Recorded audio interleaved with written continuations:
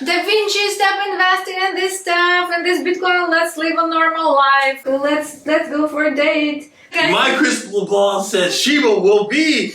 So what do you do every morning? Well, the hardest thing, because every day I don't have to do anything. Welcome to Moneymakers podcast show with Maria Andersen. We usually talk about money, crypto, investments, entrepreneurship, and millionaire mindset here. Hello, Davinci. Welcome to my podcast. And don't mind that we're sitting in your studio, in your Great house. to be in your podcast, in my studio. Welcome to my podcast, Davinci. You are actually the first guest in my podcast, and Awesome. I'm very happy to see you. Glad to be your person.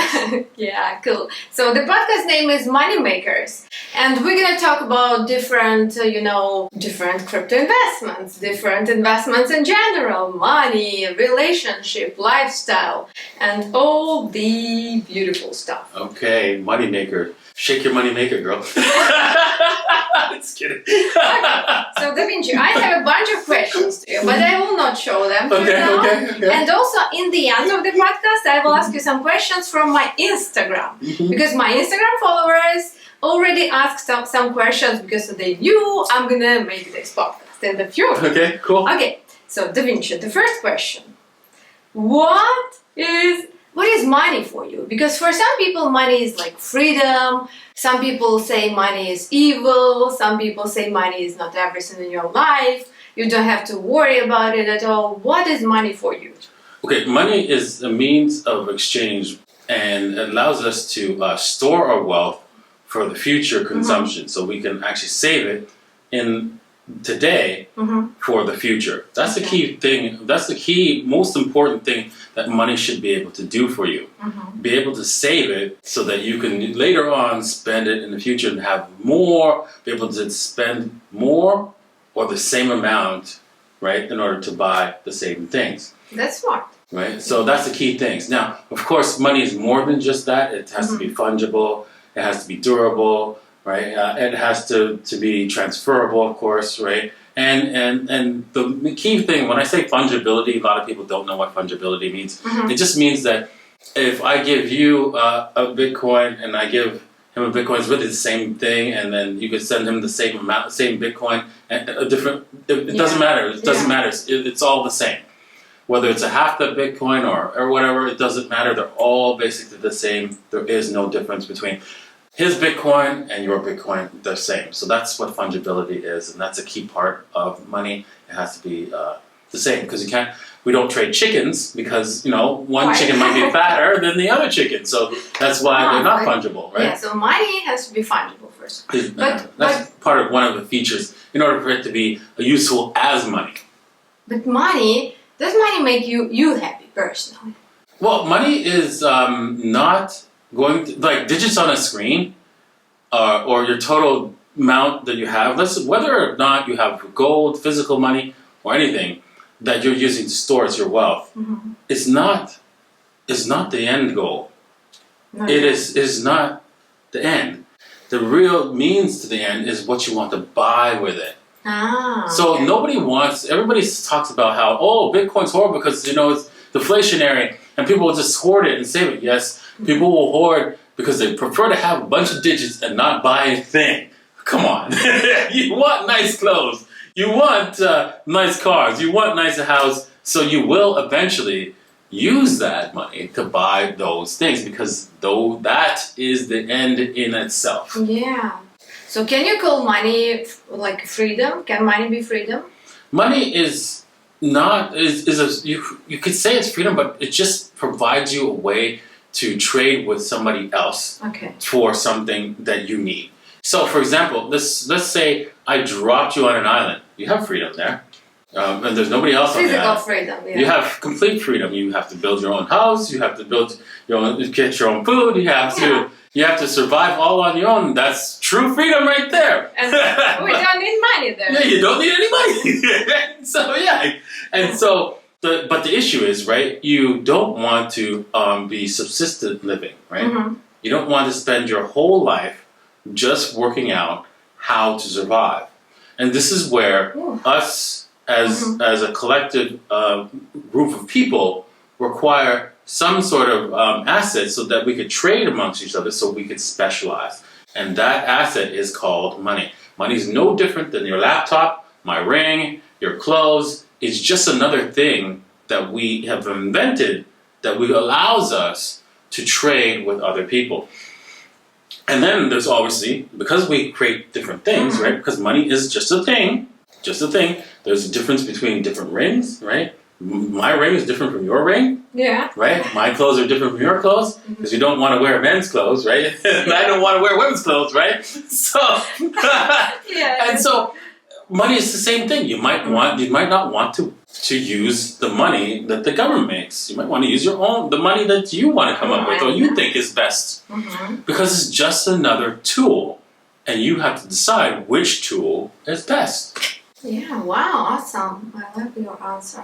So, Bitcoin is money, right? Yes, it is. It is the newest form of money that we've recently invented. It is a new invention that has one feature that's never existed in the history of, well, actually two features. Okay. In the history of mankind. One is that we can transfer it to anyone, anywhere in the world instantly. In fact, if they're on the moon, they can still transfer it there too. Yeah, I know one guy from the moon. His name is Carl. We both know him. Yeah. he's kind enough to visit us here on Earth. Okay. Yes. So, and we could transfer it to anywhere, and no one could stop us, right? With currently, in the past, right, you had to transfer gold around, and a criminal could steal it, your governments could steal it, all kinds of things can go wrong. Whilst whether we're using paper or gold, it was the same thing. Now, this is revolutionary that we could be able to transfer instantly. But another cool revolutionary thing about Bitcoin is that for the first time ever, it can be associated with a thing. So that means your fridge can have money, your car can have money, a robot can have money. So imagine we build robots that do work and then they pay us. Oh God, that's interesting. I never thought about it. Yes, that's the first time ever that can be possible. Do you think it's possible in the future? It's possible right now. Right now. So you could have autonomous, because we already have autonomous driving cars. So imagine if the car goes and has its own money and it goes and repairs itself, gets fuel, and picks up passengers, and then drops off the money to you. Wow. That's pretty awesome, right? Let's do it. We're going to have that coming to us very soon because the technology is now possible. Awesome. By the way, what do you think about this AI stuff? So this is it, right? Well, AI is more of like a separate feature of our inventions, and people are afraid of it. I understand why you're afraid of inventions, but you can't put the cat back in the bag, so you have to just live with what you have. Now, no technology is evil, it's just who uses it is evil. So, for example, our current financial system is not evil in and of itself, it's just the people like at the central bank is evil. Right? Oh, we love banks. We love banks here on this podcast. So this one more tricky question for you. What if Bitcoin disappears tomorrow?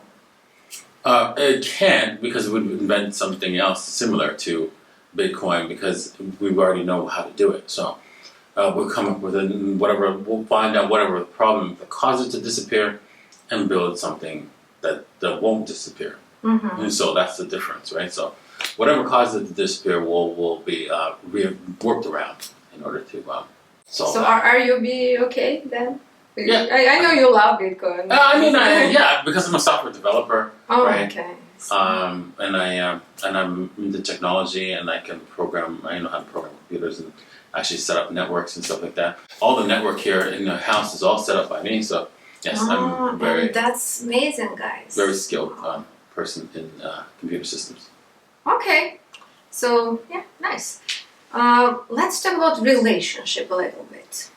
About your personal life, and have Bitcoin ever impacted your personal relationship? This like maybe with your wife or girlfriend, maybe Well, if you want to talk about it, maybe she told you one day, Davinci, stop investing in this stuff and this Bitcoin. Let's live a normal life. Let's go to find a normal job. Stop playing with it. And have you ever? Most people don't know I'm divorced, right? And so, but it was one of the problems my ex-wife listed, which was not really the problem. She said I work too much. Oh. And I was like, I was building mining equipment in the house and stuff like that. I was always doing some tinkering with Bitcoin when I first heard about it, and I kept doing all kinds of crazy stuff inside the house. You should see some of the videos I have where I've got wires connected into the power panel. Everybody's like, that's dangerous. How many years was it? It was back in 2011. I could send you some videos if you like. Yeah, well, actually, we can find it on your channel. Yeah, exactly. I will find it and link down below, guys. Go check out the description. So, no lady in your life ever told you stop investing in Bitcoin and. No, not really. There was one girlfriend who, when I first was studying how to trade crypto, and I started trading it. I started trading with the little lady strategy, and after 3 months of trading, right, my portfolio was flat, and she's like, "This is a waste of time. Look how much time you spent on this." And then 3 months later, I had tripled my portfolio, and she'd be like, "Oh, can you invest for me?" And I was like, it's kind of late to invest right when everything's up, right? But she insisted. She was very insistent that I invest for her, so I did. And it turns out we broke up shortly afterwards, and then several years later, she calls me up and says, "Davinci, do you know the passwords to all my crypto? Because I forgot about it." And I was like, "Bitch, you're a freaking millionaire." And she only invested $3,000 around approximately. And she's like, "No." Oh God. And I said, I do have the password. I helped her log in, and she had $1.8 million. Oh, lucky girl. Okay, so nice. And what about nowadays? Any girl asks you "Davinci, send me Bitcoin. You're so rich." Because I get these messages all the time to my social media, "Oh, you're so send me Bitcoin. Let's go for a date." That's strange. Everybody sends me Bitcoin. No, I'm kidding. No, okay. Are you single now? Oh, I'm kidding. No, I do get a lot of that. Yeah, you do. Well, how do you manage it? Do you answer those people? Yes, I have somebody answering them, and basically it's just telling, "Hey, you know what? Everyone's asking me for help, financial help, and I can't help everybody." So what do you think? It's better to give people education or money? To give them education, right? Yeah. Basically to learn how to be part of this. And invest in this. And then if you have no money, the best thing to do is to find different projects and help that project. Yeah. That they will, especially when they're starting off, that they will start giving you free coins. There's many ways to get free coins. You can get free coins on Bybit, on OKX, and many different exchanges. They have different giveaways that you can actually probably qualify. So with little effort. So that's one way to start, building up your crypto portfolio without doing much. So yeah, guys, stop asking for crypto, please. Go educate yourself, because I think it's better to teach people how to do fishing than to get them. To give them fish, yes. So what I usually feel in different communities who don't know about crypto and don't usually talk about crypto, I feel bored. Do you have the same thing when you come to different meetings or something and nobody speaks crypto about it? Then I feel I feel so bored here. I can't even. What are those guys talking about? No, not really. I mean, there's always something cool and interesting you can learn about something else, right? And so if you just pay attention and listen, you will you'll probably learn something also cool and interesting as well. So that's the So you don't have to feel bored. Exactly. It's all up to you. It's all up here. Your feeling of boredom is really all up here. So it's decided. Yeah. Interesting. I never thought about it because my thoughts only about crypto all the time. And when I'm in a community where nobody speaks crypto, I'm like, okay, when it will be finished, guys. Well, I mean, hey, everywhere you go, there's always something to learn. So you just have to decide to look for it. Yeah, awesome. So I have some questions from my Instagram community. I have a lot of questions. Wow. Can you answer some of them at least? Yeah, sure. Let's do 3 of them. 3 of them. Okay, let me find. So, what leverage do you use when trading crypto, and what's your favorite indicator? Well, leverage is not a. Oh, I'll use this number and trade with that. You don't trade. You don't just go. Oh, I'm going to trade with 100x leverage because that's my favorite way to trade. No. No. That's not how you do it, no? No. Okay. You have to, it depends on the type of trade. Okay. So if your trade has a risk to reward ratio of or percentage that you could lose, and it's 0.25% of your total money that you bet. So for example, if you bet $100, right, you're only going to lose 25 cents if you lose, if wrong, and 50 cents if you're right. Well, obviously, you need a little bit of leverage there because you don't mind losing maybe $2.50. So you'd use 100x or higher leverage in order to, increase your profitability, and yes, of course, it will increase your losses. But you know that you're able to handle those losses because it's still small enough. Wow, nice. Okay. I hope you have your notebooks to make some notes. So one more question from our Instagram audience. How can I learn more about trading? Where would you recommend to go for those guys and girls who want to learn about trading? Maybe any books. I see a lot of books here. Well, I don't have any books on trading, but I did learn how to trade at therationalinvestor.com.